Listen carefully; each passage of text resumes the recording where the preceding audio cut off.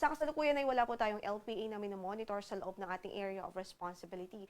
At least in the next 2 days, wala po tayong inaasahan. Magiging maulan ang papawrin sa halos maghapong ito dito sa Cagayan Province, Isabela, maging dito po sa Quirino, at Aurora dahil pa rin po sa epekto ng shear line. Samantala, dito naman sa Cordillera Administrative Region, maging sa Nueva Vizcaya at maging sa Batanes. So inaasahan natin ang maulap na papawurin na may mga pag-ulan dahil pa rin po sa epekto ng amihan na northeast monsoon.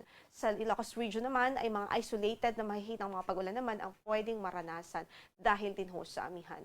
Dito sa Metro Manila at natitirang bahagi ng Luzon, bahagyang maulap hanggang sa maulap ang papawurin at pwede pa rin ho at mataas ang tsansa ng mga localized na mga pag-ulan. Samantala sa Visayas at Mindanao ay inaasahan din natin ang bahagyang maulap hanggang sa maulap na papawurin. Kung magkaroon man ho ng mga pag-ulan ay mga dulot po ito ng mga localized thunderstorms. So asahan pa rin natin yung mga posibilidad ho ng pagbuhos ng ulan anytime of the day.